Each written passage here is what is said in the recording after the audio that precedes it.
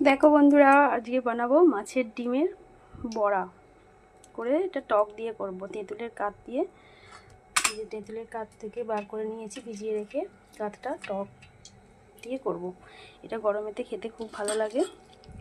এতে দিয়েছি একটু বেসন, একটু হলুদের গুঁড়ো, একটু নুন, আর দিয়েছি একটু খাবার সোডা, যাতে নরম হবে বলে। এটা ভালো করে মেখে নেব। ভালো করে মেখে নিয়েছি, এবার বড়াগুলো ভেজে নেব। কড়াইয়ের মধ্যে দিয়ে দিয়েছি তেল, ছোট ছোট করে ভেজে নেব বড়াগুলো।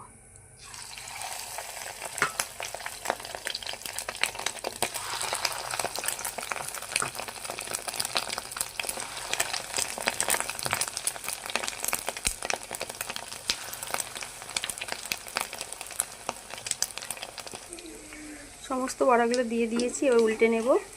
হয়ে গেছে একদিকটা।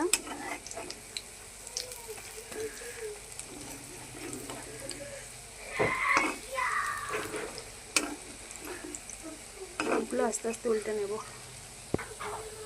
ভালো করে লাল লাল করে ভেজে নিয়েছি।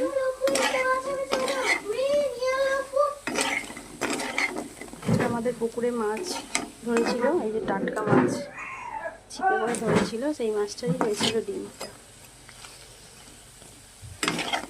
এর মধ্যে টকটা দিয়ে দেব।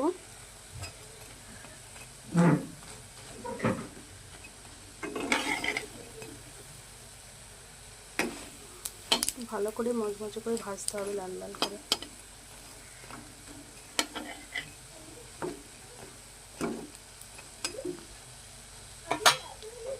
এর মধ্যে তেঁতুলের কাঠটা দিয়ে দেব।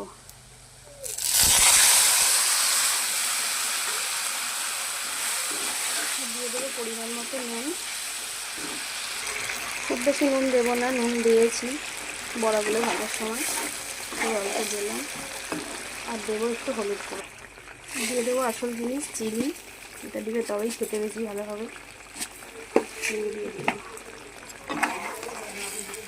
ভালো করে ফুটিয়ে নেব। নামিয়ে নেবো। এবার হয়ে গেছে, কত নরম হয়েছে দেখো পুরো। খাবার সোডাটা দিলে খুব সুন্দর নরম হয় এটা খেতে।